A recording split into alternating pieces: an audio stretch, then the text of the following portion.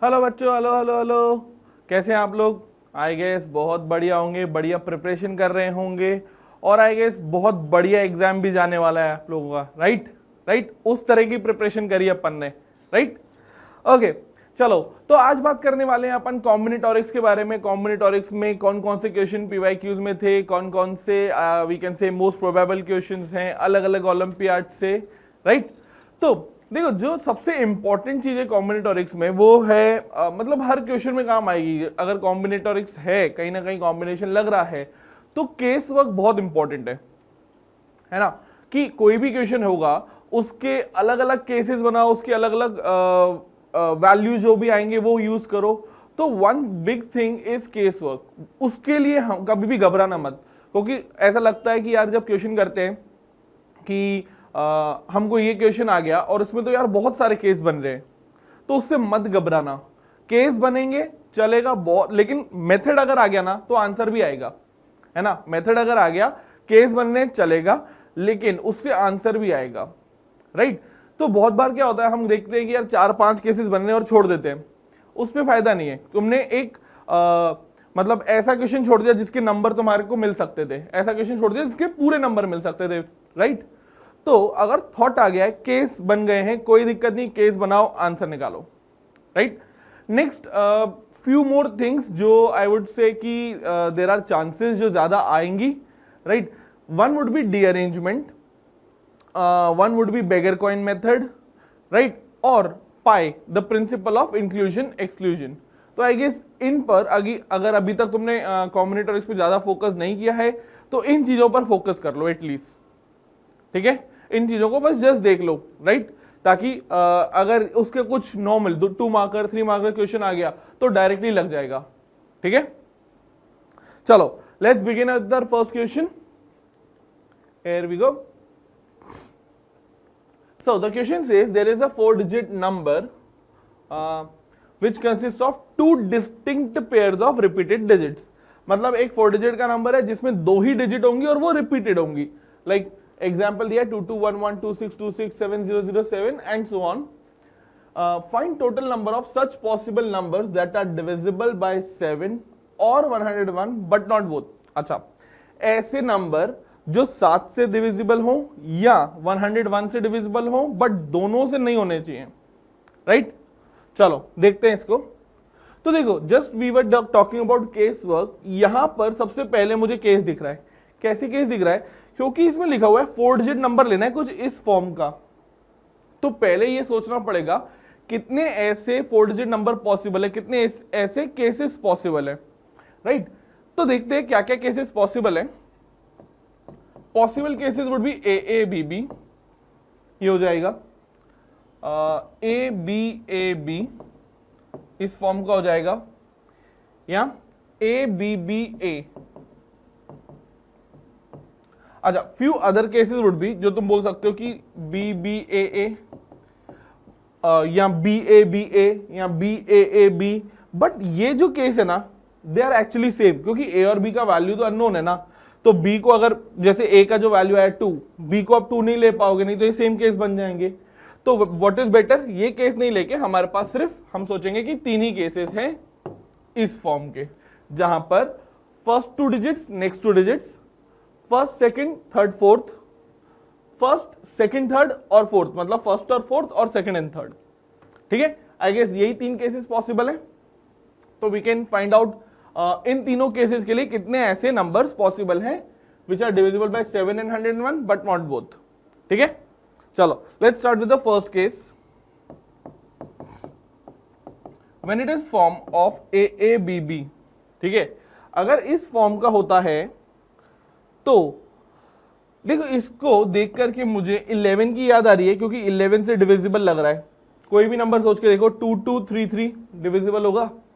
तो अगर इसको मैं 11 से डिवाइड करूं तो क्या बचेगा? A 0 B, ऐसा कुछ फॉर्म बचेगा 11 से मल्टीप्लाई करें तो। राइट, अच्छा, अब ऑब्वियसली इसका एक फैक्टर 11 है, उससे अपने को नहीं मतलब है ज्यादा, क्योंकि 7 और 101 की बात करनी है। तो A0B should be divisible either by 7 और 101, इसकी बात करते हैं। अच्छा, क्योंकि 101, एक बार 101 को ना सोच के देखो, 101 के क्या फैक्टर्स हो जाएंगे, या सॉरी क्या मल्टीपल्स हो जाएंगे, ऐसे ही कुछ रहने वाले हैं, क्योंकि ए ओ बी एक 3 डिजिट नंबर है, तो ऐसा ही कुछ होने वाला है। 101 के मल्टीपल्स मतलब first and last, first and last, first and last, first and last same होने चाहिए। तो क्या कभी भी when A and B are different digits, क्या ए एंड बी है ना, या ए ओ बी डिविजिबल होगा क्या 101 से? नेवर। तो यहां से एक चीज कि A O B is not divisible by 101। बात समझ में आई क्या? राइट। अच्छा, 101 से नहीं है तो हमको बस सिर्फ किसके लिए चेक कर रहा है कि A O B should be divisible by 7।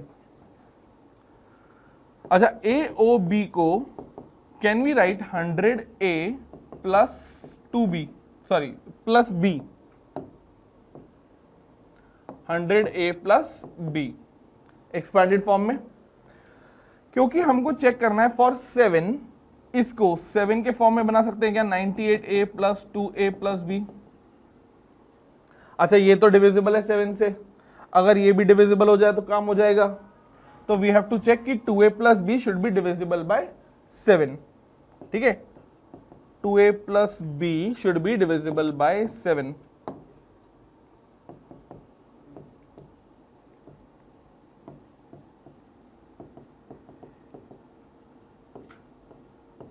अच्छा, लेट्स चेक। अब देखो 2A प्लस बी डिविजिबल होगा 7 से, तो क्या क्या हो सकता है? Because A and B are single digits, तो 9 और 9 भी अगर मैं ले लूं तो 18 एंड 9 27। तो 7 के 3 पॉसिबिलिटीज पॉसिबल है, या तो इनका जो सम है वो 7 हो, या 14 हो, या 21 हो। क्योंकि A और B अगर दोनों 9 भी हो गए अगर, which is again not possible, but again I am saying कि अगर हो भी गए तो भी ये 27 तक मैक्सिमम जा पाएगा, है ना। मतलब अगर मुझे 7 की डिविजिबिलिटी चेक करनी है तो 7, 49, 21 को ही चेक करना पड़ेगा। चलो let's check, can it be 7, 14 और 21? कब कब हो सकता है? अब देखो इसके अंदर भी केस आ गए, क्योंकि इसको चेक करना पड़ेगा by putting the values, right. तो क्या क्या पॉसिबल है for 2A plus B to be 7, है ना, ये चेक कर लेते हैं। देखो A and B different digits है, तो A कॉमा B ऐसा लिख लेते हैं। A कॉमा B क्या क्या पॉसिबल है? 1,5, देखो 1 पुट कर दो, है ना, 1,5, 2 पुट कर दिया तो 2,3, 3 पुट कर दिया तो 3,1। आई गेस यही पॉसिबिलिटीज है ना। सेम 2A प्लस बी अगर 14 हो जाता है तो A कॉमा B के क्या पॉसिबल केसेस है? क्या क्या हो सकता है? 14 चाहिए ना, तो 7,0, 6,2। ठीक है, क्योंकि अब 14 चाहिए तो मैंने इसको 7 रख लिया और धीरे धीरे डिक्रीज करते जाएंगे। 6,2, 5,4, 4,8 एंड 6, 4,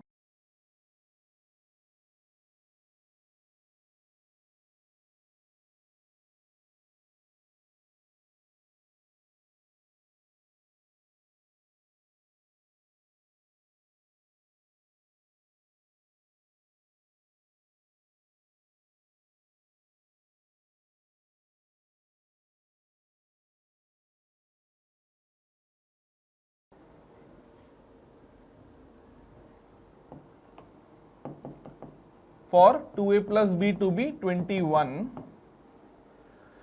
वापिस से A कॉमा B के सॉल्यूशंस निकालते हैं। क्या क्या पॉसिबल है? बड़े से चालू कर लेते हैं, 9 से चालू कर लेते हैं। 9,3, 18 एंड 3, 9,3, 8 एंड 5, 8,5, 7,7। अब देखो ये पॉसिबल नहीं है 7,7, क्योंकि A and B are different digits. ठीक है, तो 7,7 नहीं लेंगे।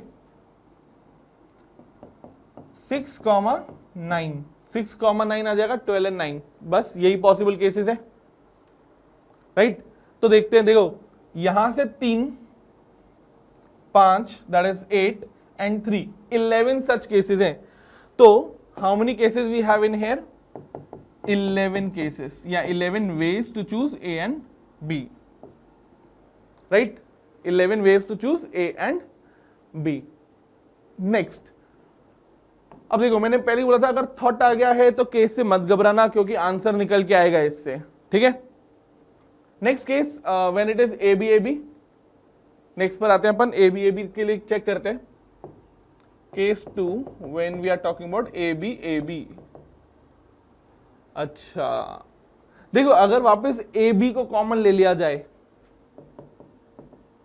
तो क्या बचेगा, ए बी से डिवाइड करोगे तो 101। अब दिख रहा है कि A B will always be divisible by 101, but क्योंकि क्वेश्चन में ये था कि it should not be divisible by both 7 and 101, तो ये 101 से तो है, तो we have to check here कि ए बी जो होगा वो it should not be divisible by 7, A B should not be divisible bye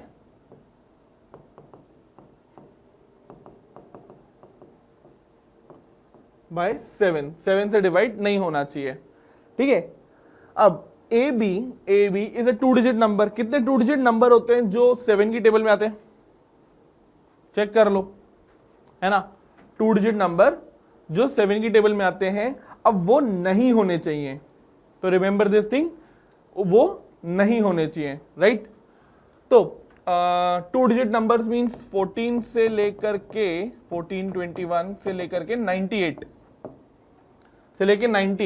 है ना, कितने नंबर्स हो गए, 13, देयर आर 13 सच नंबर्स, ठीक है, there are 13 numbers which are divisible by 7, लेकिन इस नंबर में एक नंबर ऐसा है which we can not take, which is 77, okay, A B can not be 77, right, इस केस में आएगा। तो क्या मैं बोल सकता हूं there are 12 numbers for which A B is divisible by 7, there are 12 numbers for which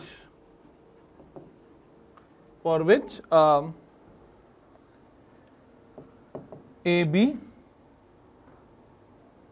is divisible by 7।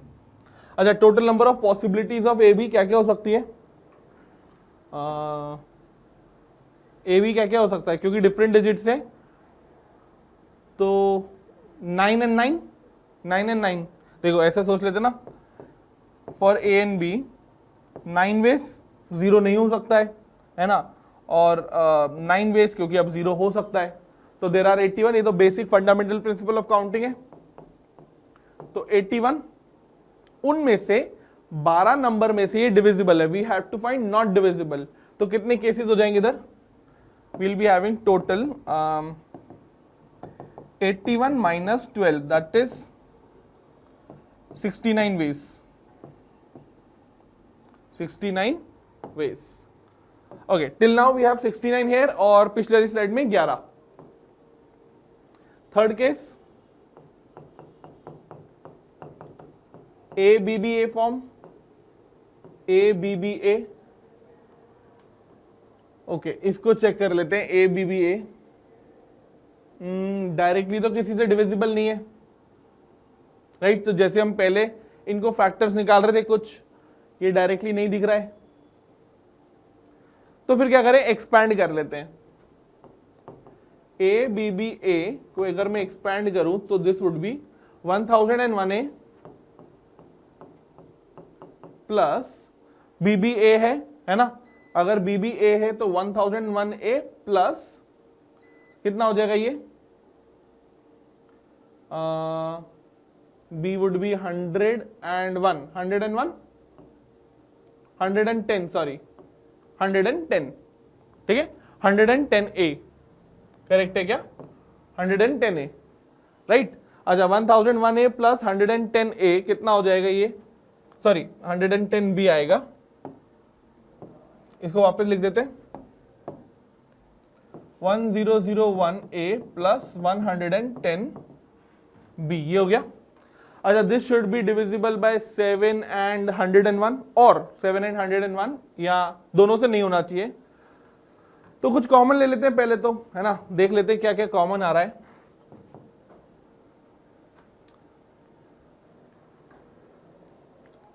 कुछ ओके, 11 की टेबल में आ रहे हैं क्या? 11 कॉमन निकाल सकते हैं। अगर 11 निकाल लिया तो ये कितना बचेगा? 9 and 1 91, 91A plus 10B। Now we have to check for 91A plus 10B के लिए। अब ये चेक करते हैं कि क्या ये 101 की टेबल में आ सकता है, 101 का मल्टीपल बन सकता है क्या? देखो, क्योंकि मुझे 91 and 10 दिख रहा है, दैट इट इज 101, तो अब अगर इनको 101 का मल्टीपल होना है तो A and B have to be same. सोच के देखो, अगर मैं A को 1 ले लूं then B has to be 1, right? Similarly, if A is 2, B has to be 2, क्योंकि अगर ये दोनों सेम हो गए तो डायरेक्टली 91 plus 10 दिख रहा है ना, कि it would be divisible by 101। तो मैं क्या बोल सकता हूं यहां से कि for 91A plus 10B to be divisible by 101,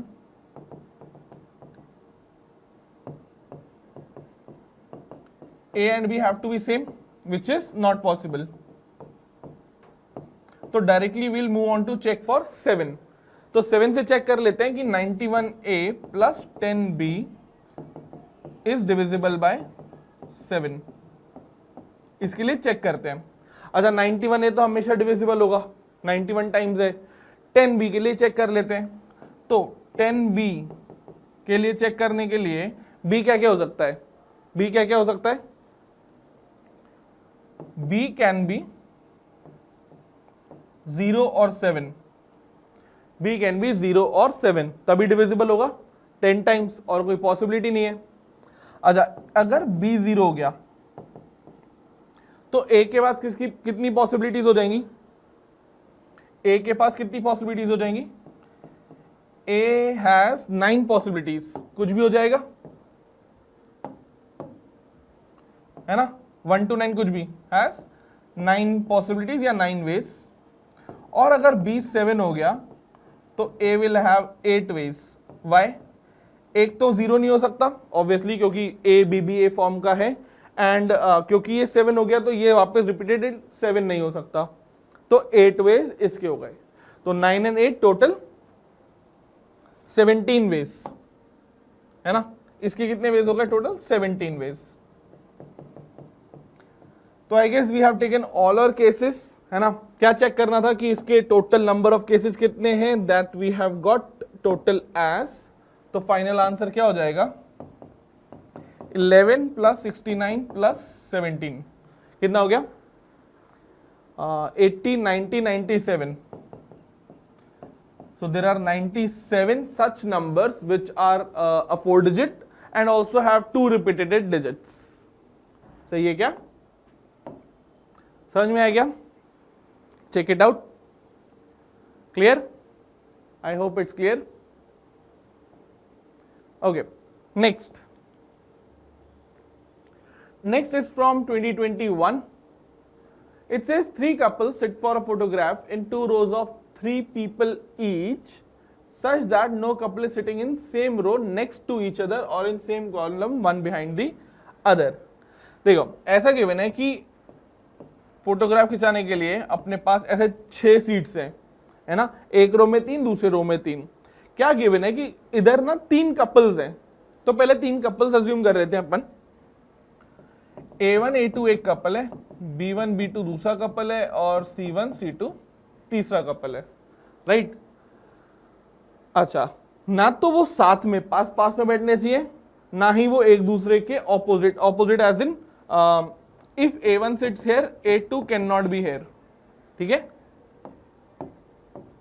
and same way पास पास में भी नहीं होने चाहिए, मतलब A1 अगर इधर है तो A2 इधर भी नहीं होना चाहिए, ठीक है। क्या इधर हो सकता है A2? If A1 is on first, can A2 be there at third? हो सकता है, ठीक है। बट एज पर कंडीशंस अपने पास सिर्फ 2 ही है कि पास पास में नहीं होने चाहिए, एंड पास पास का मतलब इज ये दोनों नियर वंस, कॉन्जिक्यूटिव या ऑपोजिट वंस, ये दोनों या ये दोनों नहीं होने चाहिए, right? I guess question clear है? We need to find how many such arrangements are there. अब देखो ऐसे क्वेश्चन को सोचने का तरीका क्या होता है कि डायरेक्टली पहले एक केस चूज कर लो कि किसी को बिठा करके देख लेते हैं कि क्या क्या पॉसिबिलिटीज हैं। एक बार पता लग जाएगा कि ये पॉसिबिलिटीज हैं, तब उसमें कुछ पैटर्न लगा सकते हैं अपन। ठीक है, लेट्स सी। देखो just if I am starting with one case कि A1 को अगर मैंने यहां बिठा दिया, तो लेट्स चूज कि क्या A2 यहां बैठ सकता है, मतलब can they be seated in the same row A1 A2। Okay, तो रैंडमली अपन किसी को यहां बिठा देते हैं, जैसे B1 को यहां बिठा देते हैं। अब अगर B1 यहां बैठ गया तो ऑब्वियसली B2 यहां नहीं बैठ पाएगा, राइट? ये बात समझ में आ रही है? B2 यहां नहीं बैठ पाएगा, तो B2 फर्स्ट या थर्ड पे बैठेगा। लेट्स से यहां बैठ गया, right? Now we have only choice for C1 C2 to be seated here, और ये पॉसिबल नहीं है। तो इससे एक बात समझ में आई दैट सेम जो कपल है ना, सेम कपल के जो पार्टनर्स है, they can not be seated in the same row, मतलब वो सेम रो में नहीं बैठ सकते, राइट? क्लियर? क्लियर? तो यहां से अपन एक लिख सकते हैं कि partners in same couple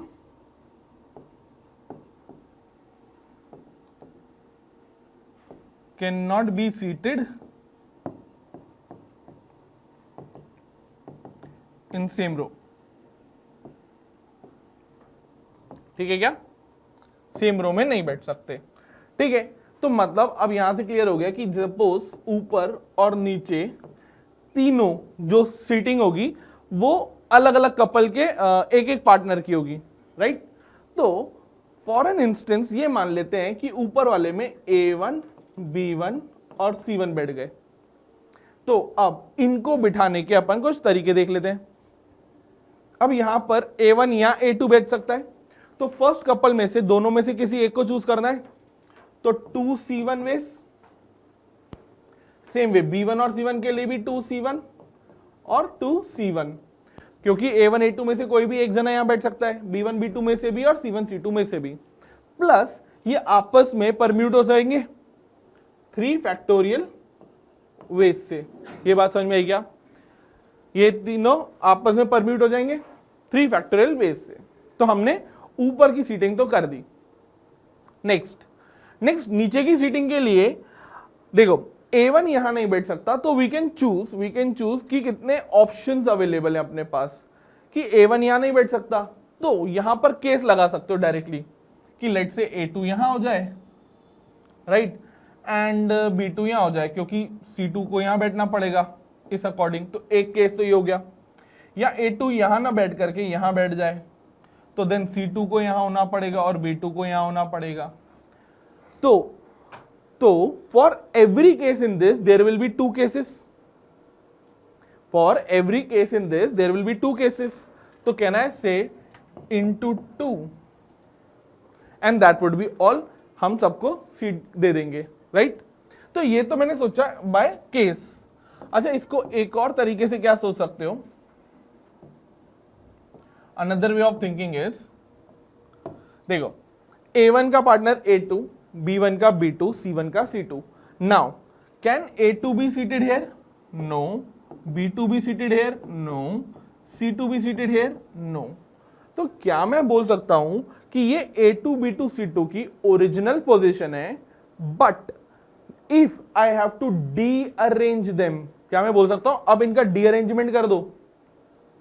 A2 की ओरिजिनल पोजीशन है लेकिन ये यहां नहीं बैठना चाहिए, तो फिर इन दोनों में से कहीं, सेम वे B2 इन दोनों में से कहीं, C2 फर्स्ट एंड सेकंड में से कहीं, इस तरीके से कुछ होगा। तो कहना है से डायरेक्टली कि अगर मुझे इनको अपनी अपनी जगह पर नहीं बिठाना है तो I need to derange them. तो डायरेक्टली कहना है से इनका डी अरेंजमेंट हो जाएगा D3 which is 2, right? D3 which is 2। तो कहना है से इंटू 2 हो जाएगा वापस से। तो देखो अलग से सोच लिया कि कितने केस बन सकते हैं, या एक और तरीका कि इनको डीअरेंज कर दो। क्लियर है क्या? तो इफ यू सॉल्व दिस, कितना आएगा अपने पास? 2 2 2 2 कर दो इसको, 3 फैक्टोरियल दैट इज 6 एंड 2 और, तो ये तो हो गया 4, 16 एंड 6 96, तो 96 such ways to arrange them, सही है, 96 such ways to arrange them. Clear है क्या? I hope it's clear, right? Okay, let's move on to the next one. Okay, so the next question I guess it's from American Mathematics Contest, AMC या AIME से है, and question बहुत बढ़िया है क्योंकि इसके अंदर एक चीज है विच इज अबाउट 2024, मतलब इस साल के पेपर के लिए एलिजिबल हो जाएगा ये, right? Okay, let's see a question. Alice chooses a set A of positive integers, ठीक है, एलिस ने कुछ पॉजिटिव इंटीजर्स का सेट चूज किया है, we do not know it yet. Then Bob lists all finite non-empty sets. Bob उनके सारे sets बनाता है नॉन एम्प्टी वाले, मतलब जितने भी इसके पास पॉजिटिव इंटीजर्स है ना उनके सेट्स बनाता है, मीन सबसेट्स बनाता है किसी तरीके से। वो तरीका क्या है? With the property that the maximum element of B belongs to A, मतलब मुझे एक सेट बनाने है ना, मुझे कुछ सेट बनाने सच दैट जो भी बी का मैं मैक्सिमम एलिमेंट लूंगा ना वो ए में होना चाहिए, ठीक है। अब ये लाइन बहुत इंपॉर्टेंट है क्योंकि नहीं समझ में आती है, ट्राई करो क्या हो सकता है मीनिंग क्या हो सकता है, सोच के देखो कि with the property that the maximum element of B belongs to A, ठीक है। तो पहले इसको समझते हैं। लेट्स टेक एन एग्जाम्पल कि एलिस ने, ठीक है, एग्जाम्पल ले लेते हैं अपन कि एलिस ने 2 और 4 चूज करे। एलिस ने एक सेट चूज किया 2 और 4, दो एलिमेंट्स का, है ना, 2,4। अब बॉब क्या करेगा, हर वो नॉन एम्प्टी सेट बनाएगा सो दैट जो भी बी का मैक्सिमम एलिमेंट लेना है ना वो ए में होना चाहिए, ठीक है।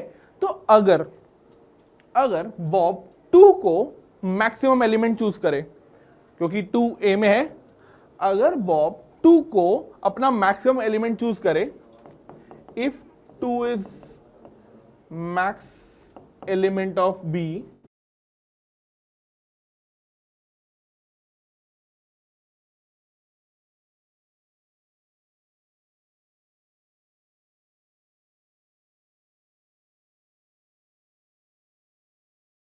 ठीक है, 2 हो जाएगा, 1,2 हो जाएगा, और तो पॉसिबल नहीं है क्योंकि मैक्सिमम एलिमेंट 2 ही होना चाहिए। अब 1 कहां से आया, 1 पॉजिटिव इंटीजर्स लिखा हुआ था तो पॉजिटिव इंटीजर से ले सकते हैं हम, राइट।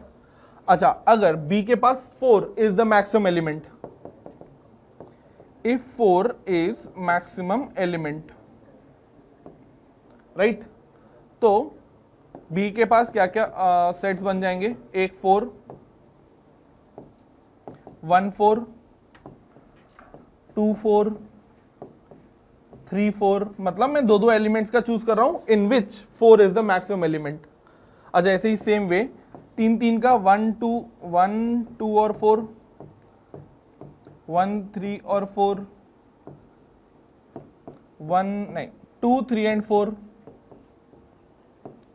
और एक 1 2 3 4, यही पॉसिबिलिटीज है, राइट। तो अब थोड़ा सा इधर से एक पैटर्न देखते हैं कि अगर 2 मैक्सिमम एलिमेंट है तो कितने सेट्स पॉसिबल है, 2, दैट इज 2 की पावर 2 माइनस 1, सही है। सेम वे अगर मैक्सिमम एलिमेंट 4 है तो इधर चेक करो कितने, 2 की पावर 4 माइनस 1, राइट। तो अगर B किसी n को, है ना, किसी n को मैक्सिमम एलिमेंट चूज करता है तो कितने पॉसिबल केसेस होंगे, 2 की पावर n माइनस 1। अब हमें क्या फाइंड करना था, बॉब ने ऐसे 2024 सेट्स लिस्ट करे, जैसे फॉर एग्जांपल हमने कितने लिस्ट करे, 8 एंड 2 10, बॉब ने कितने करे 2024। उसके लिए एलिमेंट्स ऑफ ए जो भी होंगे उनका सम चाहिए। तो राइट, इससे एक फर्स्ट थिंग जो हमको समझ में आई कि if n is maximum element, ठीक है, अगर n एक मैक्सिमम एलिमेंट है तो नंबर ऑफ सबसेट्स कितने आ जाएंगे, या नंबर ऑफ सेट्स पॉसिबल कितने हो जाएंगे, 2 की पावर n माइनस 1। क्लियर है? तो everything would be in the form of 2 की पावर। तो जब बॉब ने 2024 एलिमेंट चूज करे होंगे या 2024 सेट्स लिस्ट करे होंगे, तो 2 की पावर समथिंग, 2 की पावर समथिंग, जैसे इधर है 2 की पावर समथिंग, 2 की पावर समथिंग, इन सब का सम होगा। तो हमको करना क्या है, 2 to the power of something plus 2 to the power of another, 2 to the power of another plus 2 to the power of another should be 2024, है ना। अब जरूरी नहीं 4, 5, 6, 7, 8 जितने भी हो सकते हैं, अपने को कुछ भी करके 2 की पावर्स का सम 2024 निकालना पड़ेगा। ये बात क्लियर है क्या? ये बात समझ में आई? सी, इस एग्जाम्पल के थ्रू समझो, इस एग्जाम्पल के थ्रू समझो कि अगर ये दोनों एलिमेंट्स होते तो वो अगर बी 2 को चूज कर लेता तो 2 सेट्स बना पाता, अगर 4 को एलिमेंट चूज कर लेता तो 8 बना पाता। सेम वे अगर वो n को अपना मैक्सिमम एलिमेंट ले लेता तो there would have been 2 to the power n minus 1 possible sets, right. तो दैट मीन्स सब 2 की पावर में होंगे, उन सब का सम 2024 है, राइट। तो अब 2024 की एक प्रॉपर्टी कि कितने 2 की पावर्स मिलकर के 2024 बनाएंगे। तो now we have to check that.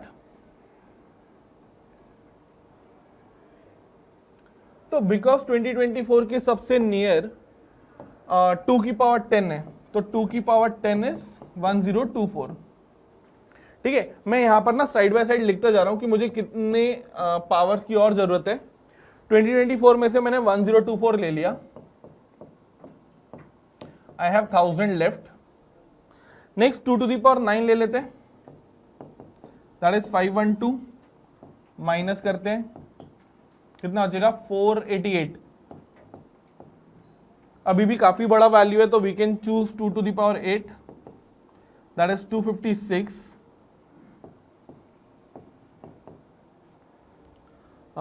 That will give us 232। अभी भी बड़ा वैल्यू लग रहा है, तो वी हैव टू कंटिन्यू। देखो मिनिमम अगर इससे हाफ के ऑलमोस्ट आता है 2 टू द पावर तो ले सकते हैं, क्योंकि अगर उससे छोटा ले लिया ना तो will never reach 2 to the power of और दीज नंबर्स, ठीक है। 2 to the power 7 that is 128, let's subtract it, that would be 104। अभी भी इसके हाफ के आसपास है 2 टू द पावर 6, तो we can subtract and get 40। अच्छा अभी भी पास में दिख रहा है 2 टू द पावर 5, राइट, 2 की पावर 5 दिख रहा है 32 और 8 विच इज 2 क्यूब। तो आई गेस पूरा सॉल्व हो गया अपना, 0 हो जाएगा, है ना। तो अगर मैं इन सब पावर्स को ले लूं तो that will add up to 2024। समझ में आया क्या कि अगर इन सब को ले लिया जाए तो that will add up to 2024। अब अगर मैंने 2 to the power 10 that is 1024 sets बनाए हैं तो मैक्सिमम एलिमेंट क्या लिया होगा, सोच के देखो। 2 to the power n minus 1 should have been 2 to the power 10, that will give you n as 11। That means one of the element of A is 11। Same way यहां से क्या आ जाएगा 10, 9, 8, 7, 6 and 4, 6 and 4। तो these many elements लिए होंगे A में, तो क्या बोला है sum of elements of A, sum of elements of A। तो A basically would be a set containing 4, 6, 7, 8, 9, 10। सम कर लो, 10 and 10 20, 29, 37, 44, अच्छा सॉरी 11 रह गया, 11 मिस कर दिया इधर अपन ने, 11 भी लिख लो, 11, 10, 20, 30, 40, 48 and 7 55. So there will be the total sum of elements would be 55. Okay, and 2 की इन पावर्स को ऐड करने पे 2024 सम आता है. क्लियर है क्या? क्लियर? ये लाइन बहुत इंपॉर्टेंट थी, इसका मतलब समझना बहुत इंपॉर्टेंट था. ठीक है, इवन दो क्वेश्चन छोटा सा दिख रहा था compare to what combinatorics questions are all about, but ये जो एक लाइन थी ये बहुत कंफ्यूजिंग थी, इसको सोचना पड़ता है. क्लियर है क्या? See it quickly, I hope it's clear. To the next then, let's try out another one. Okay, this was from 2022. अब ऐसे वाले क्वेश्चन ना, ऐसे वाले क्वेश्चन इतने बड़े होते हैं, इनको ना विथ पेशेंस अपने को रीड करना चाहिए, और with each and every second line है ना, अपने को उसके लिए जो भी हिंट मिलता है, जो भी पार्ट पता लगता है, एक तरफ नोट कर लो. ठीक है. So for an integer n greater than equal to 3, अगर मैं परम्यूटेशन की बात करूं of 1 to n, we say PL is a landmark point. अगर कुछ नंबर्स का परम्यूटेशन करा जाए तो there will be a landmark point. अब ये लैंडमार्क पॉइंट क्या है? Let's see is this PL is a landmark point. अच्छा, तो क्या गिवन है कि PL minus 1 minus PL times PL plus 1 minus PL is greater than 0. What does that suggest? कि पहला bracket second bracket both positive, पहला bracket second bracket both negative. तो if I take both positive,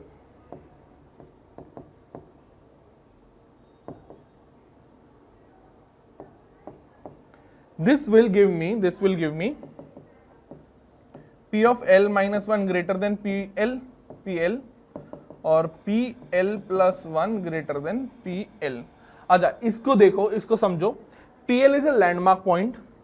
इसका पहले वाला जो point होगा वो उससे बड़ा होना चाहिए, और उसके बाद वाला PL plus 1 भी बड़ा होना चाहिए, तब उसको लैंडमार्क बोलेंगे. और ये तो पॉजिटिव का केस हो गया. when they are negative, this will result in opposite कि PL minus 1 is less than PL and PL plus 1 is less than PL. अब इसको समझाने के लिए ना उन्होंने एग्जाम्पल भी दिया हुआ है क्वेश्चन में कि examples are these landmark points. पहले इनसे मैं तुमको बता देता हूं कि लैंडमार्क पॉइंट कौन सा पॉइंट माना जाएगा. Any point PL would be known will be called as a landmark point अगर उसके पीछे वाला और उसके आगे वाला दोनों या तो उससे बड़ा हो. ठीक है, for example if I choose 7, 6, 5 दोनों छोटे, 4, 5 दोनों बड़े, तो 7, 2 ऐसे वाले पॉइंट्स को लैंडमार्क पॉइंट कहा जाएगा. या तो उसके आसपास वाले कॉन्जिक्यूटिव सक्सेसर और प्रेडेसेसर दोनों या तो बड़े हों या छोटे हों. ठीक है, दोनों छोटे हैं इसमें दोनों बड़े हैं. ठीक है, एग्जाम्पल दिया उन्होंने कि if I have taken this as a permutation of 7 numbers, then इसमें क्या क्या लैंडमार्क पॉइंट्स होंगे. I will cross it out. 7 will be a landmark point. ठीक है, 7 will be a landmark point क्योंकि 2 इससे छोटा. 6 can not be said as a landmark point क्योंकि देखो 6 के इधर वाला लेफ्ट वाला इज ग्रेटर देन 6 और यहां पर छोटा है. 4 would be a landmark point. 5 and 6 both are greater. 5 would be called as a landmark point. 4 and 1 both are smaller. 1 would be a landmark point. दोनों 5 and 3 are greater. So they have given P2 is landmark point, P4, 5 और 1 ये landmark points हैं. Clear है क्या? तो अभी तक अपने को इस क्वेश्चन में सिर्फ ये समझ में आया है कि लैंडमार्क पॉइंट है क्या. Right. Next, for a given n greater than equal to 3, अगर मैं n 3 या 3 से ज्यादा का परम्यूटेशन लेता हूं, then ln denote the number of permutations with exactly one landmark point. तो देखो हमको क्या फाइंड करना है कि ये ln फाइंड करना है ना, with exactly one landmark point, मतलब पूरे परम्यूटेशन में सिर्फ एक ही लैंडमार्क पॉइंट होना चाहिए. Last line, find maximum this for which ln is a perfect square. अच्छा, हमें ln की वो एन की वो वैल्यू निकालनी है maximum for which L N comes out as a perfect square. ठीक है, तो हमको करना क्या है, बेसिकली एल एन फाइंड करना होगा और फिर एल एन को परफेक्ट स्क्वायर बनाना होगा so that we can find N. तो पहले बात करते हैं एल एन की। ठीक है, एल एन की बात करते हैं। देखो, क्योंकि इसमें दिया हुआ है कि it has exactly one landmark point. अब किसी भी परम्यूटेशन में वन लैंडमार्क पॉइंट कब होगा, ये सोच के देखो। वन लैंडमार्क पॉइंट तब होगा या तो जो उसका स्मॉलेस्ट नंबर है वो लैंडमार्क हो या बिगेस्ट लैंडमार्क हो, दैट्स इट। क्योंकि सपोज करो अगर मेरे पास 1 2 और 3 1 2 3 4 चार नंबर्स हैं, है ना, चार नंबर्स हैं, either 1 would be a landmark point या 4। 2 और 3 लैंडमार्क पॉइंट हो ही नहीं सकते। क्यों? क्योंकि जब हम इनके परम्यूटेशन लेंगे, दैट आर 4 फैक्टोरियल, 24 परम्यूटेशन होंगे, तो किसी ना किसी में 2 जो होगा, 2 होगा वो इस फॉर्म का आ रहा होगा 1 2 3 4, मतलब एक सच परम्यूटेशन वुड बी दिस। तो 2 भी लैंडमार्क बन जाएगा क्या? 3 भी। ठीक है, लेकिन अगर मैं इसको ऐसा लिखूं 1 3 2 4, है ना, 1 3 2 4, तो 3 लैंडमार्क बन गया क्या? देखो दोनों छोटे। 2 लैंडमार्क बन गया क्या? दोनों बड़े। तो 2 और 3 लैंडमार्क पॉइंट नहीं बन पाएंगे अगर मुझे सिर्फ एक लैंडमार्क पॉइंट चाहिए तो इधर इट कुड बी 1 और 4। ठीक है, नथिंग एल्स। मतलब कुछ ऐसा बनना चाहिए। देखो आई विल शो यू कि कैसा होना चाहिए। तो जो लैंडमार्क पॉइंट, जो सिंगल लैंडमार्क पॉइंट है, या तो वो कुछ ऐसा बनेगा, अब मैक्सिमा मतलब यहां n हो, मतलब मैक्सिमम नंबर हो, और इधर वाले भी सब छोटे, इधर वाले भी सब छोटे, तभी ये बन पाएगा। और बीच में कभी भी फिर लैंडमार्क नहीं आएगा, क्योंकि लैंडमार्क पॉइंट होने के लिए दोनों तरफ सेम होने चाहिए। अगर डिक्रीजिंग होती गई है, सपोज यहां पर 4 हो गया और ये डिक्रीजिंग है, तो यहां 5 होगा, यहां 3 होगा, तो it will never be a landmark, right. Same way another such case could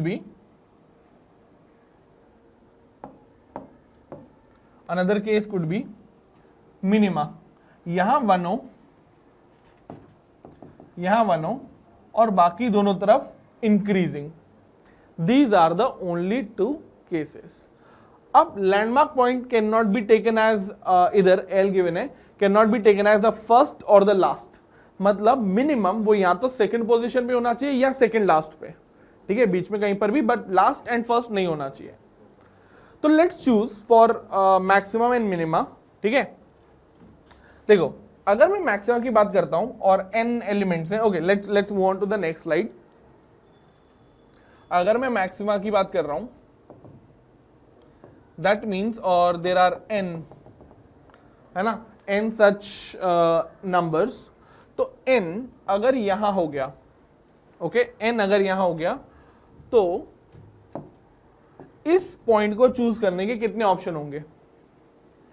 क्योंकि n नंबर्स इधर, एक इधर ले लिया है, तो n-1 c1, कहना से n-1 c1 वेस।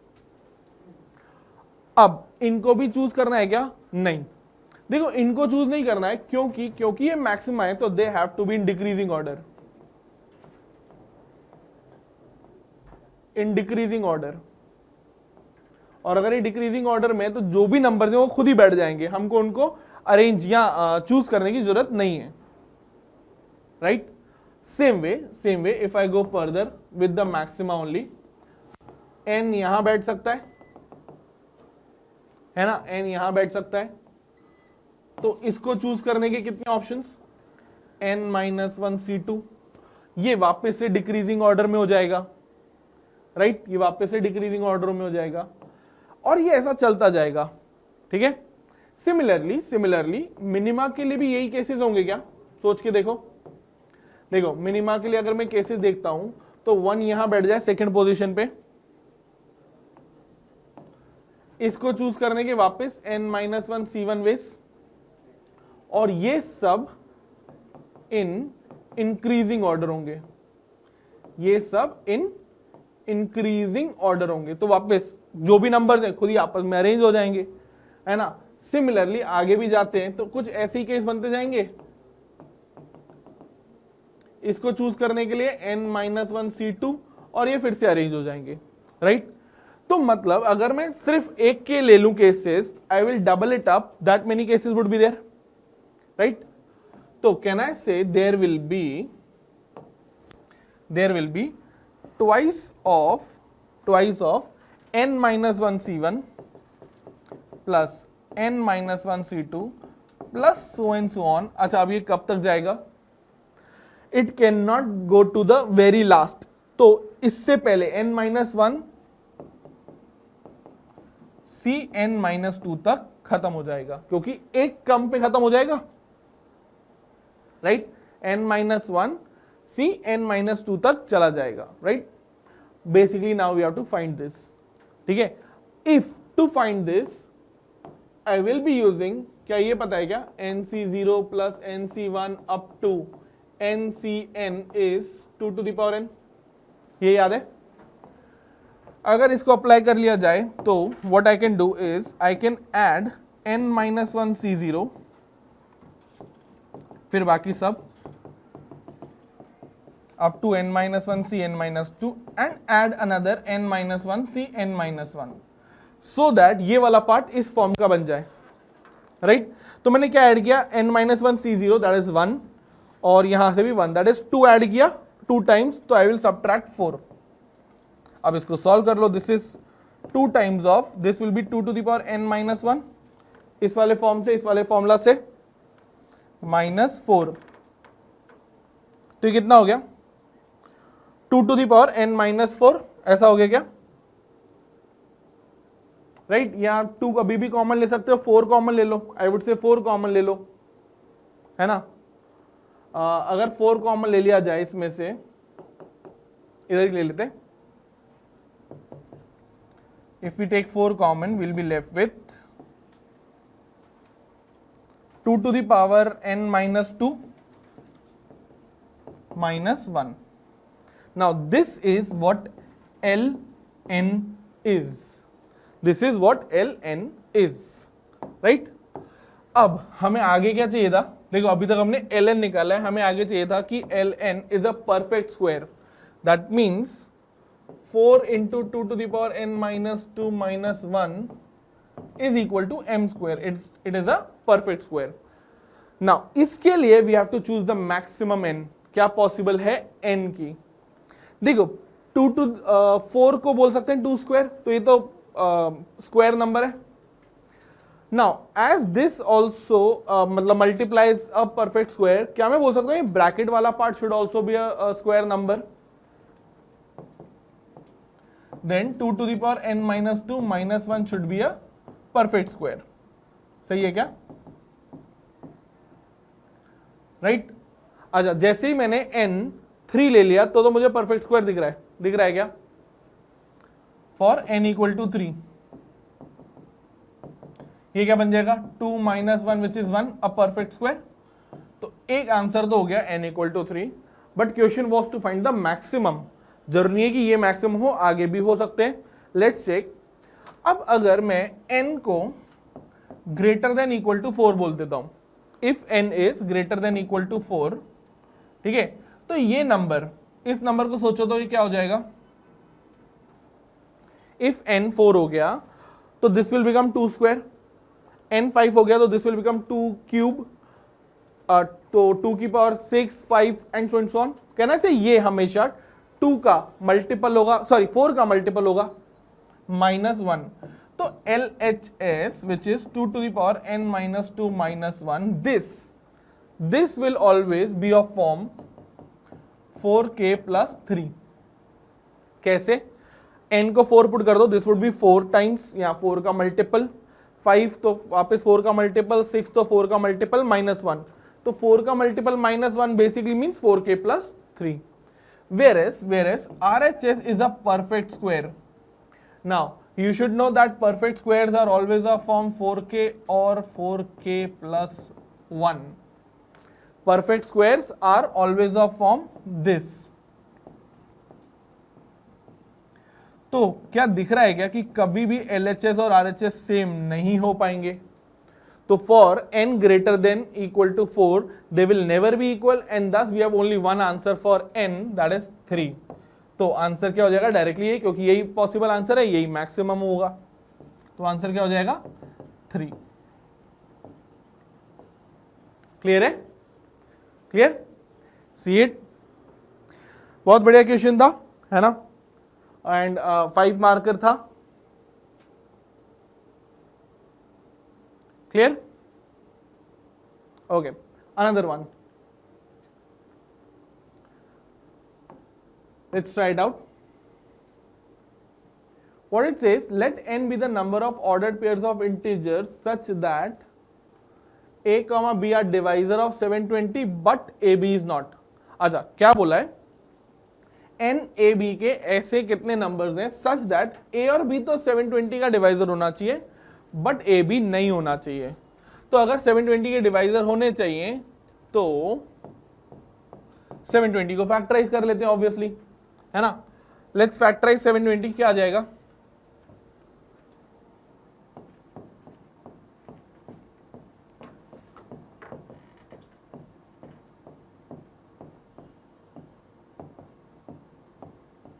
ओके, 2 की पावर 4, 3 स्क्वायर एंड 5. 2 की power 4, 3 square and 5. Okay, 720. Now because a and b have to be factors or divisors of 720, कितने केसेस बन जाएंगे a, b के लिए? Number of ways to choose a.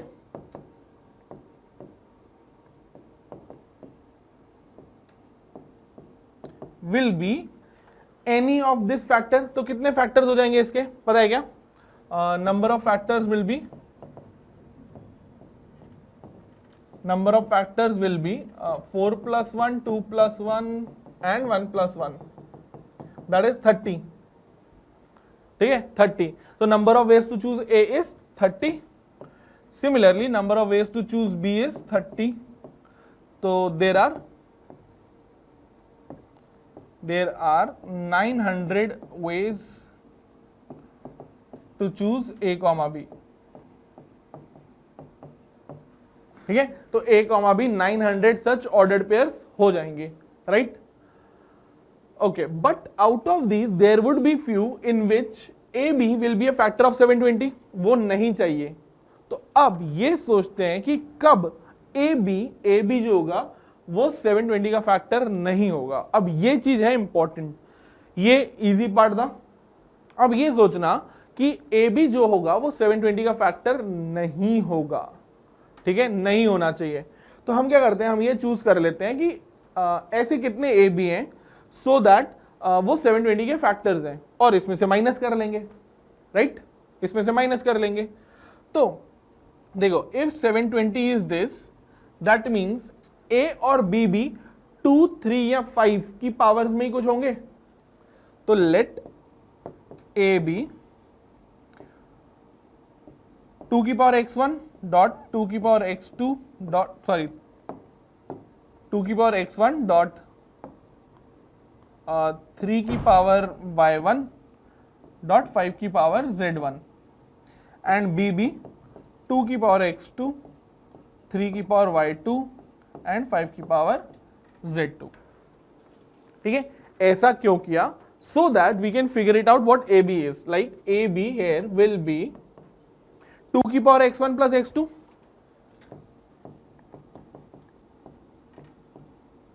Dot 3 की power y1 plus y2 dot 5 की power z1 plus z2. ये हो जाएगा a b, है ना?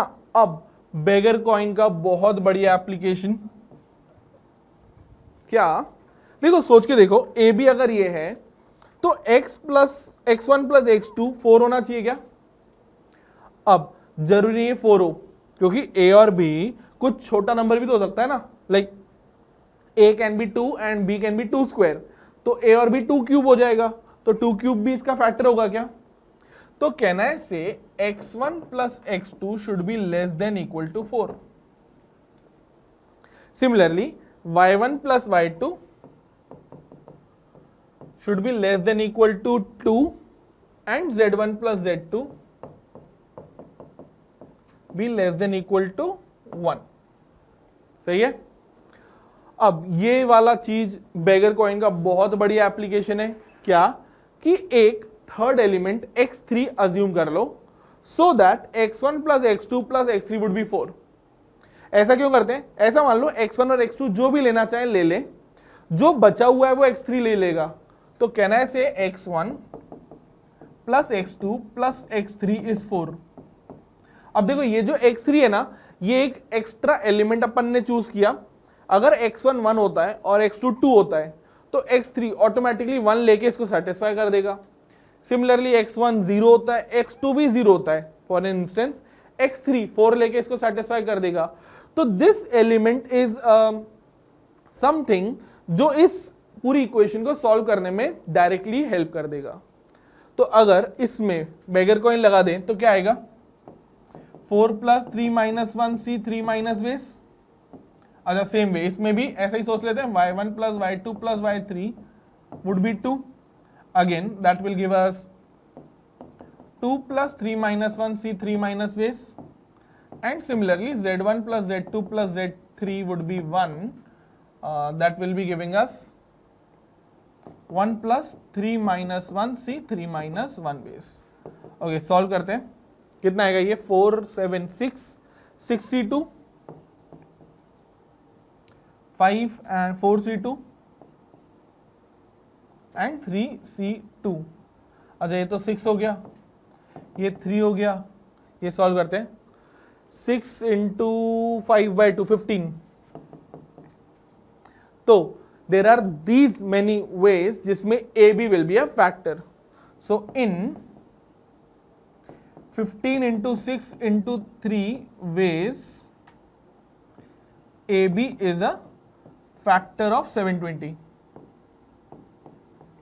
AB is a factor of 720। कितने होगा ये? 90 and 3 270 ways, 270। तो question was to find the number of ways in which it is not a factor। तो 900 में से subtract कर लेते हैं। तो what will we have? 900 minus 270 that is 630। There are 630 such integers in which a and b are divisors but ab is not। ठीक है। अच्छा ध्यान से देखोगे ना इस क्वेश्चन में, अभी ये पूरा नहीं है। देखो even though we need to find sum of digits but अभी भी करेक्ट आंसर नहीं है। रीजन बीइंग इंटीजर्स बोला था, कहीं पर भी पॉजिटिव इंटीजर्स मेंशन ही नहीं था, कहीं पर भी पॉजिटिव इंटीजर्स नहीं मेंशन था। राइट अगर पॉजिटिव इंटीजर्स नहीं मेंशन था या नॉन नेगेटिव नहीं मेंशन था तो हम माइनस भी तो ले सकते थे as a factor. Right minus भी ले सकते थे। राइट तो अगर माइनस ले सकते हैं तो नेक्स्ट देखो 630 वेज है। तो नंबर ऑफ वेज की अगर मैं बात करूं तो rather than thinking of a b we have to think of plus minus a and plus minus b. क्या ये बात समझ में आई कि हमको ए बी को सिर्फ नहीं सोचना, हमको प्लस माइनस भी सोचना पड़ेगा। और अगर प्लस माइनस सोचने लग गए तो for each case there will be 4 such cases, A positive B negative B positive A negative, same way plus plus plus minus minus plus minus minus. So can I say for each of the above cases there will be 4 ordered integers। right तो अपना answer क्या आना चाहिए finally? it should have total ways I can say will be 630 times 4। ठीक है 630 times 4 that will be 2520। that will be 2520 answer आना चाहिए correct. ठीक है but the question was to find the number of digits of n। तो sorry sum of digits of n। तो सम of digits कितना हो जाएगा? 2 प्लस 5 प्लस 2 प्लस 0। ठीक है 2 2 5 and 0 that will be 9।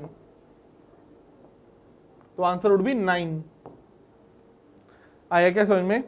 देखो इससे भी आंसर 9 ही आता, राइट, बट ये आंसर सही नहीं है, ठीक है, this is the correct answer. Clear है क्या? I hope it's clear, right. चलो next, if I go to the next one, what it says, okay, the question is from 2022. It says let n be the number of ways of distributing 52 identical balls into 4 distinguishable boxes so that no box is empty. अच्छा वापस से distribution दिख रहा है identical का, तो बेगर coin something, but आगे भी कुछ लिखा हुआ है, that difference between the number of balls in any two of the boxes is not a multiple of 6। ठीक है, ऐसे मान लेते हैं कि there are 4 box x, y, z and w and this is equal to 52। 4 box में 52 balls जानी है, so that no box is empty। what does that mean? सब में एटलीस्ट एक बॉल तो होनी चाहिए। if one ball is put in each box, can I say x plus y, मतलब जो बाकी के बॉक्सेस होंगे, जो बाकी के बॉक्सेस होंगे x plus y plus z plus w, they will have 48 balls, they will have 48 balls। सही है क्या? अच्छा, it says and the difference between the number of balls in any two of the boxes, मतलब किसी भी दो में जो होना चाहिए it should not be a multiple of 6। तो अगर मैं x में कुछ बॉल्स लेता हूं और y में कुछ बॉल्स लेता हूं, इनका जो डिफरेंस होगा ना, that should not be a multiple of 6। तो can I say let x be 6k1 plus a, y be 6k2 plus b, z be 6k3 plus c and w be 6k4 plus d। अच्छा ऐसा क्या है इसमें? देखो अब मैंने इसको कुछ 6 के फॉर्म में लिख लिया क्योंकि मल्टीपल ऑफ 6 नहीं चाहिए था। अब ये 6 का मल्टीपल कब बनेगा? When a b c d कोई भी दो सेम हो जाए, a और b सेम हो गए तो इनका डिफरेंस 6 का मल्टीपल बन जाएगा, b और c सेम हो गए तो इनका मल्टीपल 6 हो जाएगा, c और d 6 हो गए तो इनका मल्टीपल 6 हो जाएगा। तो यहां से आई हैव टू रिमेंबर कि a b C, D are distinct, they have to be different, they have to be different। क्या ये बात सही है क्या? आजा, because this is multiple of 6 and 48, तो अवेलेबल ऑप्शंस क्या है अपने पास? अपने पास A, B, C, D के लिए ऑप्शंस क्या है वो देख लेते हैं। ऑप्शंस अवेलेबल क्या क्या हो सकता है? Remainder it could be 0 to 5, 0 to 5, right. अब ध्यान से देखते हैं, देखो अगर मैं x y z को इससे रिप्लेस कर दूं, इससे रिप्लेस कर दूं तो what I will be getting, okay just a minute, अगर मैं इसको रिप्लेस कर देता हूं तो I'll be getting 6 times of k1 plus k2 plus k3 plus k4 plus a b c d is 48। देखो ये ब्रैकेट 6 का, ये फर्स्ट पार्ट 6 का मल्टीपल, 48 भी 6 का multiple, so don't you think a plus b plus c plus d भी 6 का multiple होना चाहिए? तो जब हम a b c d के लिए इनमें से कुछ केस बनाएं तो we have to remember that इनका sum should be a multiple of 6। सही है क्या? अच्छा, if I talk about the total sum, कितना हो सकता है to be maximum? 5 4 3 2, that will be 14। तो 14 हो सकता है a plus b plus c plus d का मैक्सिमम सम। मुझे चाहिए 6 का मल्टीपल, ओके 6 का मल्टीपल। तो क्या क्या ऑप्शंस अवेलेबल है? आई कैन से दो cases, either a plus b plus c plus d could be 6 और 12। अच्छा 0 नहीं हो सकता है, they can not B same, ठीक है, याद रखना। तो case 1, if a plus b plus c plus d is 6 and case 2 when a plus b plus c plus d is 12। ठीक है, आजा कैसे 6 बन सकता है सोच के देखो, 4 नंबर लेने जिनका सम 6 हो, तो I guess only option available is 1 2 3, और किसी से नहीं बन पाएगा। जैसे 3 से एक बड़ा नंबर ले लिया 4, then you have to choose 4 2, that's it, 6 हो जाएगा। 2 नंबर नहीं चूज कर पाएंगे, 4 1 नहीं चूज कर पाएंगे, 5 2 नहीं चूज कर पाएंगे, तो there will be only one such case. अच्छा, ये ABCD में से कुछ भी हो सकता है, तो there are total 4 factorial ways can I say to permute them. Okay, इसके केसेस देख लेते हैं। 12 कब कब बन सकता है देखो, 5 4 3 0 0 3 4 5 बन सकता है, और 7 5 3 5 4 9 and 3 1 2 4 5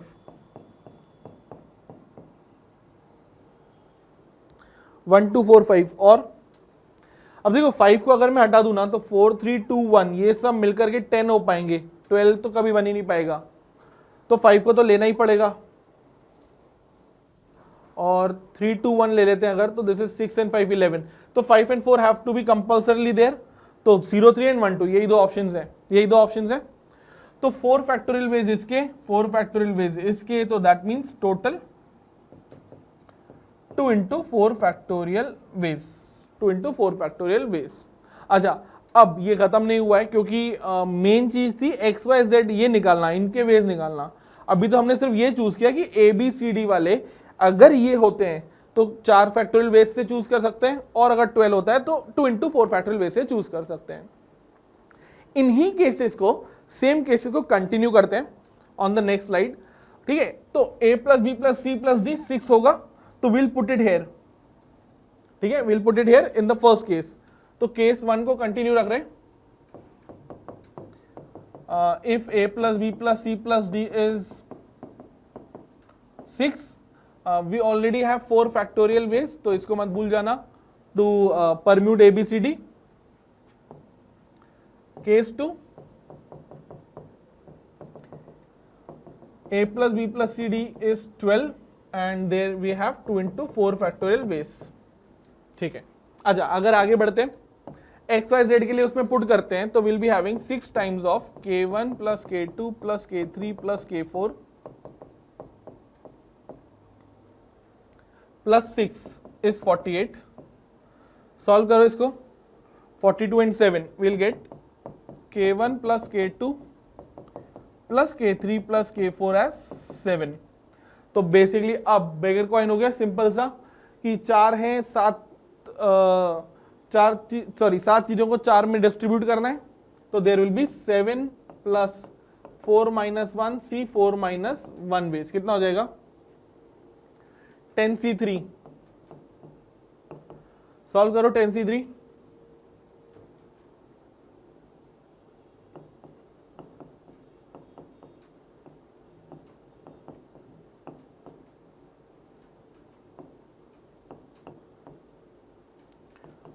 वन ट्वेंटी और ये 4 फैक्टोरियल, तो टोटल वेज कितने हो जाएंगे फर्स्ट केस से 120 इंटू 4 फैक्टोरियल, तो 120 इंटू 24 कितना हो जाएगा, 12 इंटू 2 कर लो, 144 288 वेज।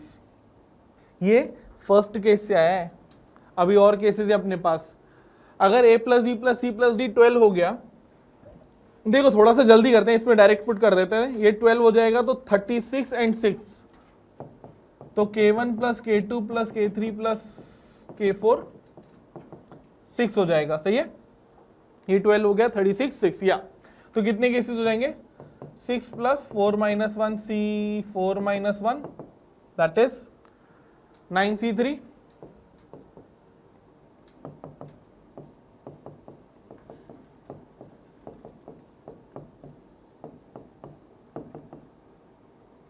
84 वेज ही हो गए, तो total ways 84 times 2 times 4 factorial. अच्छा अब तो मल्टीप्लाई करना पड़ेगा, okay no problem. 84 into 2 into 24, multiply कर लो जल्दी से। 84 एंड 24, 54 माइनस 900, 54 का square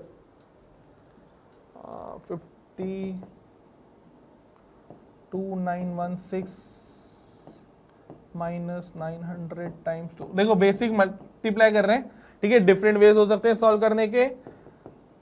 this would B 2016 into 2 4032, ठीक है, मल्टीप्लाई करके देख सकते हो, that will give you 4032 ways. तो then what will be our final answer? Our final answer would be 2880 plus 4032, that is 2196. There are 6912 such ways to do it. There are 6912 such cases to do this. Question था to find A and B if n is 100A plus B.